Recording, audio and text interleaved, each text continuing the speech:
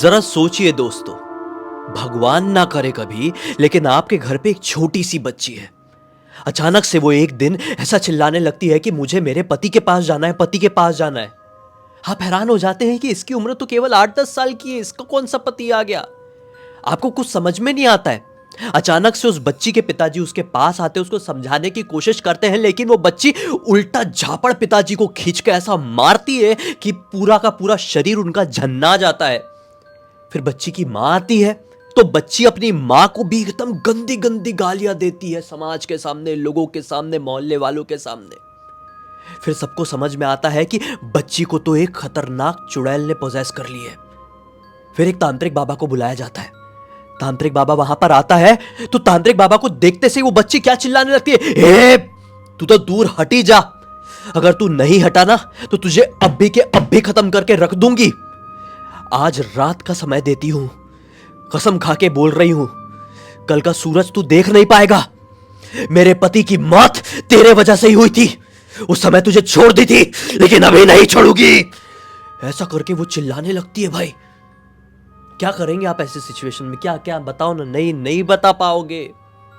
ऐसे ही कुछ हुआ रंजन नाम की लड़की के साथ। एक मासूम सी लड़की अपने परिवार वालों के साथ बड़ी अच्छी अपनी जिंदगी काट रही थी यार। बिल्कुल छोटी सी थी, जैसा मैंने बताया 8-10 साल की रही होगी।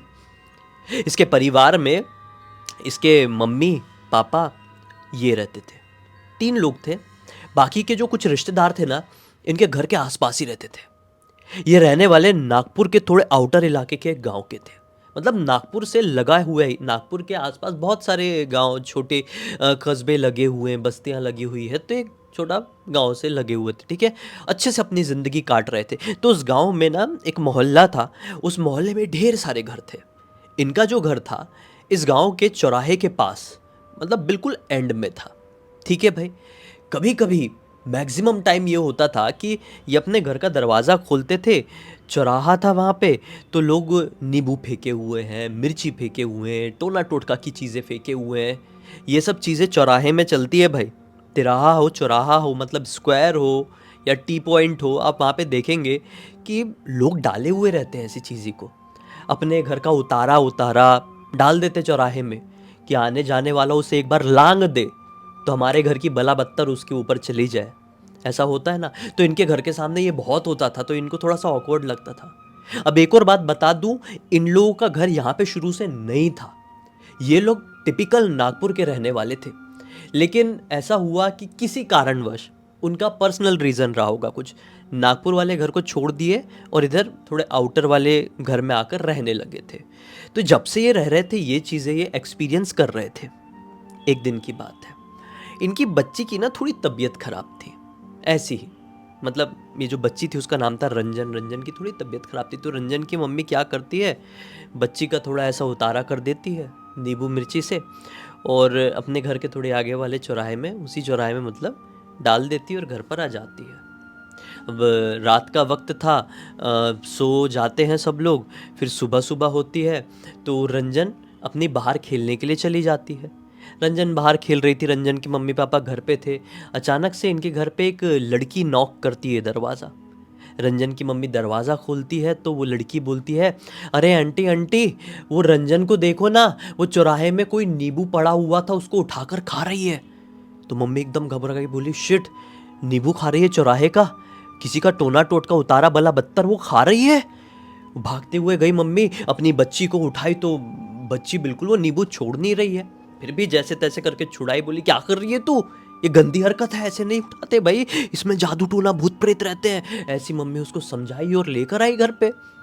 इसके पापा को पूरी बात बताई मम्मी ने, तो रंजन जोर जोर से चिल्लाने लगी, ए फालतू की बात मत कर, दूर हट जा, दूर हट जा। तो मम्मी पापा दोनों को ये बात बड़ी अजीब सी लगी कि हमारी छोटी सी बच्ची ये बात कैसे कह रही है हमसे। पिताजी ने समझाने की कोशिश की, बेटा क्या हो गया, ए मुझे मेरे पति के पास जाने दे, मुझे रोक मत, पति के पास जाने दे, पति के पास जाना है, ऐसा करके बोलने लगे। अरे बोले ये क्या हो गया, ये कैसा कर रही है छोटी सी बच्ची, वो लिटरली ऐसे ही कर रही थी। पिताजी टेंशन में आ गए, माँ समझाने आई तो माँ को गाली दे दी। अब घर पे इतनी चिल्ला चोट हो गई थी ना, तो मोहल्ले पड़ोस के लोग भी आ गए। छोटा गांव है, आवाज़ गूंजती है, एक दूसरे की फिक्र रहती है लोगों को। बड़े शहरों में तो फर्क नहीं पड़ता। आप इस फ्लैट में रह रहे हो, बाजू वाले फ्लैट वालों को समझ में नहीं आएगा आपके घर पे क्या चल रहा है। जब बहुत एक्सट्रीम कुछ हो जाएगा ना, तब थोड़ा दरवाज़ा नॉक करके पूछ लेंगे थोड़ा ठीक है सब कुछ कि नहीं। वो भी बहुत पहचान होगी तो। छोटे गांव में लोग आते हैं, आगे आते हैं ना। हाँ, तो यहाँ पर आ गए सब, पूरे बस्ती के लोग देख रहे हैं, बोले ये क्या चल रहा है सीन, इतनी छोटी सी बच्ची ये कैसी बात कर रही है। किसी को डॉक्टर के पास ले जाओ या बाबा के पास ले जाओ, लोग तरह तरह की बात कहने लगे। डॉक्टर के पास ले गए, डॉक्टर ने इंजेक्शन लगाया थोड़ा मन शांत करने का, काम करने का, ये शांति नहीं हो रही है। शरीर का टेम्परेचर बोले तो इतना ठंडा हो गया है कि समझ में नहीं आ रहा है, कुछ लॉजिकली पॉसिबल नहीं है। देखो बुखार आता है तो क्या होता है, शरीर गर्म पड़ जाता है, जैसा मेरा भी है, बहुत गर्म है, बहुत फीवर है, उतर नहीं रहा है मेरा, फिर भी वीडियो बना रहा हूँ, भटक गया कहानी से ना। हाँ तो सुनो, इसका टेम्परेचर बहुत ठंडा था, तो सब लोगों ने बोले कि यहाँ तक कि डॉक्टर के स्टाफ वालों ने भी बोल दिए कि ये चीज़ हमें नॉर्मल नहीं लग रही है, पैरानॉर्मल लग रही है, बच्ची को किसी बाबा के पास लेकर जाओ। तो अभी क्या है ना कि रंजन की मम्मी की कोई रिलेटिव, मैं एग्जैक्टली भूल रहा हूँ कौन रिलेटिव, लेकिन एक रिलेटिव थी, उन्होंने बोली कि मैं एक तांत्रिक बाबा को जानती हूँ, वो ज़रूर ये उतारा जो इसके ऊपर चढ़ गया है ना उसको ठीक कर देंगे, घर पे बुला के लेके आती हूँ। दोपहर का वक्त रहा होगा, अगला दिन लगभग 3 बजे के आसपास का टाइम, तांत्रिक बाबा वो रिश्तेदार लेकर आती हैं। जैसे ही तांत्रिक बाबा को देखी, रंजन ने बोली निकल जा तू यहां से, तेरे कारण मेरा पति मरा था, तुझे छोड़ूंगी नहीं, अब भी क्या, अब भी खत्म कर सकती हूँ तुझे, लेकिन ये रात का समय देती हूँ और कसम खा के बोलती हूँ अगला सूरज तू देख नहीं पाएगा, निकल जा तू। ऐसा करके बहुत गंदी तरीके से बोली। तो तांत्रिक बाबा भी घबरा गया, बोला शिट, मैंने तो बहुत कुछ किया हुआ हूँ दुनिया में, ना जाने कितने भूतों का उतारा किया हूँ, ना जाने क्या क्या चीज़ें काटा हूँ, कहाँ की कहाँ बला मेरे ऊपर आ जाए, भाई मैं चले जाता हूँ यहाँ से। तो तांत्रिक ना फट अपना बोरिया बिस्तर उठाया, निकल लिया। अब मालूम नहीं भैया वो रियल जेन्युइन तांत्रिक था या फेक तांत्रिक था, क्योंकि लुटेरे भी बहुत घूमते हैं ऐसे वेश में, आप तो जानते ही होंगे, मुझे एक्सप्लेन करने की ज़रूरत नहीं है। ऐसा वो भागा है भाई तांत्रिक। ये रात तो जैसे तैसे करके कटी है, रंजन के कमरे में कोई जा नहीं रहा था, सब डर रहे थे। ये रात जैसे तैसे करके कटी है भाई। सुबह सुबह पूरे गांव के एकदम सब लोग इकट्ठे हैं इनके घर के सामने और बहुत जोर जोर से बातें चल रही, कोई धक धक धक धक धक धक करके दरवाजा खटखटाया। रंजन की मम्मी घबरा गई, बोले सुबह सुबह क्या, 4:30 बजे, 4:30 5 बजे होंगे हद से। दरवाजा जैसी खोली, इनके मेन डोर के सामने वो तांत्रिक मरा पड़ा है, मुंह से खून की उल्टी करके मरा पड़ा है। बोले शिट, ये क्या, इतनी जोर से धक्का पड़ा, पूरे गांव के लोग इस नजरों से देख रहे हैं कि रंजन के परिवार वालों ने तांत्रिक को निपटा दिए। ऐसे ही लगेगा ना सबको। अरे आपके घर के, भगवान ना करे इसलिए मैं बार बार बोल देता हूँ, आपके घर के सामने कोई ऐसा मरा पड़ा मिले तो आस पड़ोस के लोग तो यही सोचेंगे ना कि आप लोगों ने कुछ ना कुछ किया। तो ऐसे ही सोच रहे थे भाई इन लोगों के बारे में भी। इन लोगों ने बहुत समझा, हमने कुछ नहीं किए, पुलिस में कंप्लेंट डालो, कुछ भी डालो, तहकीकात वगैरह एक तरफ चल रही होगी, लेकिन इनके घर का मैटर तो अलग चल रहा था ना भाई। क्या करे क्या नहीं, कुछ समझ में नहीं आ रहा था किसी को। कि इतने में रंजन की मम्मी के फूफा जी, मम्मी के ही फूफा जी थे, हाँ मम्मी के ही रहे होंगे, देखो थोड़ा सा कंफ्यूजन हो रहा है मुझे क्योंकि थोड़ी तबीयत खराब है ना। तो फूफा जी ने बोले कि मैं एक और बाबा को जानता हूँ, उनको घर पे लेके मत आओ, वो बहुत ज़्यादा स्ट्रांग है। क्योंकि देखो ये सारी चीज़ अब समझ में आ गया है कि ये बाहर की बला बदतर है, क्योंकि अब यहाँ पे किसी की जान चली गई है, उनके पास लेके जाओ। बोले ठीक है, उनके पास लेके जाते। तो वो नागपुर के थोड़े और दूसरे वाले, मतलब समझ लो ये बीच में नागपुर है, ये लोग इस कॉर्नर में रहते हैं, तो वो जो बाबा थे वो इस कॉर्नर में रहते थे। तो इनको अपने गांव से निकलना था, नागपुर पहुंचना था, फिर और आगे बढ़ना था और फिर बाबा के गांव तक पहुंच के बाबा से बात करनी थी। बाबा से बातचीत किए, बाबा ने बोले अच्छी बात है, बाबा के पास गए ही थे ना उनकी कुटिया में, तो एकदम पॉजिटिव हो रहा है, ऐसा लगने लगा था कि अब सब कुछ ठीक है, बाबा सही में सब कुछ संभाल लेंगे। और आप विश्वास नहीं मानेंगे, बाबा ने काफी कुछ संभाल दिए। बाबा ये तो नहीं बता पाए कि इसके अंदर किस चीज की बला बत्तर आई थी, क्या हुआ था क्या नहीं, लेकिन बाबा ने लिटरली ठीक कर दिए। अरे भाई ऐसे रेयर लोग मिलते हैं, बाबा ने ठीक किए, मतलब सही में ये बहुत हल्का फील करी। बाबा ने बोले कि जाओ एक काम करो, हमारे घर पे पीछे कुटिया में कुआं है, कुआं से पानी निकालो, बाथरूम में ले जाओ, बच्ची को नहलाओ। बच्ची को नहलाया गया, बच्ची को बहुत रिलैक्स हुआ। अब बाबा से प्रणाम वणाम करके निकल पड़े। वहाँ पे रात का वक्त हो चुका था। बाबा ने बोले अब तुम घर जा रहे हो। देखो इसके अंदर कहाँ से क्या चीज़ आई थी हम समझ नहीं पाए हैं। हमारे बस की जितनी थी हमने कर दी। तुम्हारी बच्ची अब सेफ है, ठीक हो गई है, लेकिन जहाँ से भी तुम जा रहे हो, जहाँ भी जा रहे हो, रास्ते में कुछ ना कुछ तुम्हें मिल सकता है। क्योंकि ऐसी चीज़ें, ज़िद्दी चीज़ें पीछा नहीं छोड़ती है। भेष बदल के आती है, भ्रम पैदा करती है। तुम किसी चीज़ से डरना मत। डर गए, उनकी बात सुन लिए, उनके चाल में फंस गए, तो तुम कहीं के नहीं रह जाओगे। वो चीज़ फिर से हावी हो जाएगी और अभी वाली सिचुएशन से डबल खतरनाक रूप में। तो संभल कर। बोले ठीक है बाबा, संभल कर। ये लोग अपनी गाड़ी उठाए, नागपुर पहुंचे। नागपुर क्रॉस किए, अपने गांव पहुंचने ही वाले थे। 5-6 किलोमीटर रहा होगा अपना गांव की गाड़ी फट से ऐसी पंचर हुई। मतलब फट इसलिए बोल रहा हूँ क्योंकि इनका जो टायर था वो ऐसा फटा कि दिमाग खराब हो गया, पूरी गाड़ी डिसबैलेंस हुई। बोले ये क्या था, ये क्या था। गाड़ी चल रही है, गाड़ी का टायर फट जाना, चलते चलते गाड़ी बहुत बुरा बैलेंस खोती है अपना। फिर क्या करे भाई, जाल में जाना ही बाल बाल बचे। क्योंकि फिर बुलाया गया पंचर वाले को, टायर वायर बदले हैं, सब कुछ हुआ है। अब इनको वहाँ से और निकलने में और रात हो गई। अब रात के 12 बजे के आसपास अपनी गांव की सीमा में जस्ट मतलब थोड़ी दूर बचा हुआ है गांव पहुँचने वाले की, एक लड़का हाथ देता हुआ मिलता है। बड़ा थका हुआ दिख रहा था, दुबला पतला दिख रहा था, बड़ा परेशान दिख रहा था, पसीना पसीना। नागपुर में तो गर्मी बहुत होती है। तो हाथ मार रहा है इनकी गाड़ी को, तो रोक दिए। रंजन के पापा ने गाड़ी रोक दिए। बोले क्या हुआ बेटा। बोला अंकल जी थोड़ा आगे रहता हूँ, बहुत थक गया हूँ, घर तक छोड़ देंगे क्या। थोड़े आगे ही, फिर मैं पैदल चले जाऊँगा, मेरा घर थोड़ा अंदर है। तो बोले ठीक है छोड़ देंगे।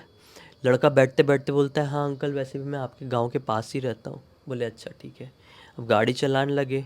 गाड़ी चलाते चलाते इनको याद आया कि इसको कैसे मालूम कि हम कौन से गांव में रहते हैं। पूछने वाले थे बेटा तुमको कैसे मालूम हम कौन से गांव में रहते हैं। तो लड़का इतने में बोलता है अरे अंकल रोक दो गाड़ी, बस यहीं से मेरा गाँव आगे जाके है। अंकल ने गाड़ी रोक दी है। लड़का उतरा है। अंकल ने नोटिस किए शिट, ये तो वही चौराहा है जहाँ पे लोग बहुत काला जादू वादू करके फेंक देते हैं। इनका घर आ ही गया है। मतलब समझ रहे हो ना, अंकल जी का घर, रंजन लोगों का घर आ ही गया है। और वो लड़का भी कह रहा है कि मैं भी यहीं रहता हूँ, यहाँ से घर मेरा बहुत नज़दीक है। और अंकल ने, रंजन के परिवार वालों ने कभी उस लड़के को नहीं देखे।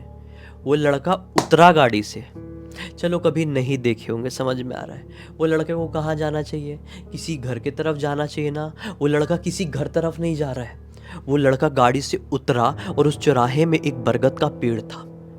उस बरगद के पेड़ पे चढ़ने लगा रात के 12:30 के आसपास। सोचो, पेड़ में चढ़ने लगा और ऊपर नहीं देख रहे, चढ़ते चढ़ते पेड़ की तरफ इन लोगों को देखते हुए जा रहा है। ये लोग गाड़ी के अंदर से सब देख रहे हो उसको कैसे पेड़ में चढ़ रहा है, कैसे हमको दांत दिखा के हे करके। अचानक से वो नॉर्मल सा लड़का जानवर जैसा बिहेव करने लगा। ऐसे ही बिहेव कर रहा था जैसे मैंने अभी मुंह बनाया। वो पेड़ के ऊपर चढ़ने लगा, चढ़ा चढ़ा पेड़ के ऊपर। आप विश्वास नहीं मानोगे, उस पेड़ में एक डाल में इन लोगों ने देखे, वहाँ पे रुके हुए हैं लोग, देख रहे क्योंकि इनका भी घर आ गया है ना। ये लड़का है कौन, कर क्या रहा है, ये तो देखना ही चाहेंगे क्योंकि इनकी गाड़ी सी है। इन लोगों ने देखे उस पेड़ की डाल में किसी इंसान का उधड़ा हुआ शरीर पड़ा हुआ है। उस डाल में वो गया और ऐसा खच से उधेड़ के ऐसा खाया तो पूरा खून का भपकारा नीचे तक आया इनकी गाड़ी तक। और गाड़ी कांच में, विंड स्क्रीन में आके गिरा। तो ये बहुत जोर से घबरा गए, गाड़ी में जितने लोग बैठे हुए थे, और घबरा के एकदम चिल्ला के एक्सीलेटर बढ़ाए और पहले घर की तरफ अपने घबराए घबराए गाड़ी से उतरे। बोले ये क्या है, क्या हुआ, अभी कुछ समझ में नहीं आ रहा है, पीछे मत देखना, रंजन को लेके अंदर चलो। मतलब रंजन की मम्मी के फूफा जी भी थे, एक आध कोई और भी रहा होगा गाड़ी में। तो सब अंदर भागे और ये गाड़ी का कपड़ा निकाल के वो जो खून गिरा था विंड स्क्रीन में वो पोंछने की कोशिश करने लगे। तो पीछे से एक औरत की आवाज़ आती है। पीछे से नहीं मतलब सामने से, इनकी मोहल्ले वाली औरत जिसको ये जानते थे। बोले क्या हो गया, औरत बोलती है। बोले कुछ नहीं, ऐसा ऐसा हो गया, आप अंदर चलिए, जो भी बात करेंगे अंदर करेंगे। तो औरत भी अंदर आ गई। अभी मोहल्ले पड़ोस के लोग हैं, परिवार जैसे रहते हैं भाई। औरत भी अंदर आ गई। बोले कि हमें पता चला है कि बच्ची को बहुत भयानक कुछ बला बत्तर लग गई है। आप लोग शायद इस जगह के बारे में एक बात नहीं जानते हैं, हम आपको बताते हैं। ये मोहल्ले वाली औरत बोल रही है इनको, इतना कुछ हो गया अब बता रही है। पूरे मोहल्ले को पहली रात से सब कुछ पता था, लेकिन ये औरत पता नहीं किधर सो रही थी। लेकिन जैसा भी हो, अंत भला हो रहा है तो सब भला हो रहा है। फिर मैं बताता हूँ औरत ने क्या बताई कि आज से लगभग 8 साल पहले आप लोग नहीं आए थे, जबकि बात मैं कर रही हूँ। इस मोहल्ले में आपके घर के ही पास आपने देखे होंगे ना, एक टूटा फूटा घर है। बोले हाँ, वो चौराहे से बिल्कुल लगा हुआ घर। बोले हाँ, वहाँ पर एक भागकर शादी करके एक न्यूली मैरिड कपल आए थे। लड़की का नाम था संजना और लड़के का नाम राजीव समझ लो आप, मैं नाम बोल रहा हूँ लड़के का। संजना और राजीव शादी करके आए थे यहाँ पर।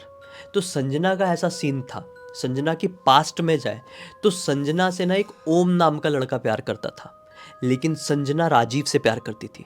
जब राजीव को पता चला कि संजना के पीछे ओम पड़ा हुआ है, तो राजीव ने संजना से बोला कि हम भागकर नागपुर के पास कहीं सेटल्ड हो जाते हैं, ओम वहाँ तक पहुँच नहीं पाएगा। संजना और राजीव ओम से इतना डर क्यों रहे थे?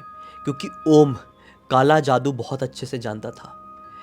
ओम जो था काली शक्तियों का बहुत बड़ा साधक था, भूत प्रेतों को साध के रखा था, शैतान की पूजा करता था। इसलिए राजीव और संजना भागकर यहाँ पर रहने के लिए आ गए थे। एक दिन ओम जो कि अपने गांव में बैठा हुआ था, उसको पता चला कि राजीव और संजना यहाँ भाग कर गए हैं, तो ओम वहाँ तक पहुँचा और दोनों को ख़त्म कर दिया। रातों रात ख़त्म करके उनके मृत शरीर को वहाँ से निकाला और उस पेड़ के नीचे, जो बरगद का पेड़ है, उस पेड़ के नीचे दफना दिया। हम गांव के लोगों को कुछ पता ही नहीं चला था, रातों रात उसने पता नहीं ये कैसे किया था। गांव के लोग कहते हैं कि किसी शैतानी आत्मा के साथ में उसकी मदद से उसने किया था। किसी इंसान के लिए रातों रात ये सब कुछ करना पॉसिबल नहीं था और वो वहाँ से भाग गया था। वो कभी नहीं मिला। ओम कहाँ से आया था, कहाँ से नहीं, हमको नहीं मालूम। कहाँ चले गया ये भी नहीं मालूम। बस भाई, हमें तो ऐसा लगता है कि आपकी बच्ची के अंदर संजना की ही आत्मा आ गई है। तो रंजन के पापा मुंह पे हाथ रख के बैठ गए। बोले आपको इतना कुछ मालूम था तो आपने पहले क्यों नहीं बताया, हमारी बच्ची ने कितना भुगत ली। तो औरत ने बोली अभी पता चल गया ना, मेरी हिम्मत नहीं हो रही थी बोलने की, लेकिन आज इतना कुछ होते हुए देखी, आपको परेशान होते हुए देखी, तो मैं बताने के लिए आई हूँ। मैं चलती हूँ अपने घर, मुझे डर लग रहा है आप लोगों के साथ, और आपकी भलाई के लिए भी कह रही हूँ, आप भी ये जगह छोड़ दो भाई। आपके घर के 4 कदम आगे उनको दफनाया गया था। बोले ठीक है, हम यहाँ से जाते हैं। इन लोगों ने 2 दिन के अंदर वो घर खाली किए हैं और पहुँच गए अपने नागपुर वाले उसी घर में, और अपनी ज़िंदगी नए सिरे से शुरू किए हैं। आप विश्वास नहीं मानोगे, वो बच्ची ठीक हो गई, पूरी तरीके से ठीक हो गई। आज वो बच्ची नहीं है, आज वो एक मैच्योर्ड महिला है। और ये जो पूरी घटना की कहानी है, ये मुझे रंजन जी की बेटी कशिश ने इंस्टाग्राम पर लिख कर भेजी है। कशिश अब नागपुर में नहीं रहती है, वो गुजरात में रहती है, और वो एक बार गई हुई थी नागपुर अपनी नानी के घर। तो उसकी मम्मी यानी रंजन जी को चीज़ें नहीं पता इतने अच्छे से, याद नहीं, बच्ची थी ना छोटी सी, 8-10 साल की थी वो। तो ये पूरी कहानी अपनी कशिश की नानी ने सुनाई, यानी रंजन की मम्मी ने ही सुनाई थी। इसने अपनी मम्मी से बात करी कि मैं ब्लडी सत्य को ये कहानी भेजूँ, वीडियो बनाएंगे, सबको बताएंगे। तो रंजन जी ने बोली बेटा भेज दे। तो फिर मैंने सोचा आप लोगों के सामने ये कहानी लेकर आता हूँ, एक अच्छा सबक मिलेगा, एक अच्छी जानकारी मिलेगी। इसी एक नोट के साथ अब इस कहानी का अंत कर देते हैं भाई। अब तक इस वीडियो को देख लिया है तो लाइक ज़रूर कर देना, चैनल को सब्सक्राइब करके बेल आइकन के ऑल के ऑप्शन में क्लिक करना, क्योंकि इसी तरह के हैरान कर देने वाले खौफनाक वीडियोस डेली आप लोगों के सामने लेके आता रहता हूँ। इंस्टाग्राम की लिंक इस वीडियो के डिस्क्रिप्शन बॉक्स में मिल जाए, क्लिक करके डायरेक्टली वहाँ पर पहुँच जाना। और इसी तरह की कोई भी कहानी, टॉपिक या जानकारी आप लोग के पास भी है तो लिख भेजना। हो सकता है मेरा अगला वीडियो कल आपके हिसाब से ही बन रहा हो। तो चलिए कल फिर से मिलते हैं, तब तक के लिए बहुत बहुत धन्यवाद। आपका दिन शुभ हो।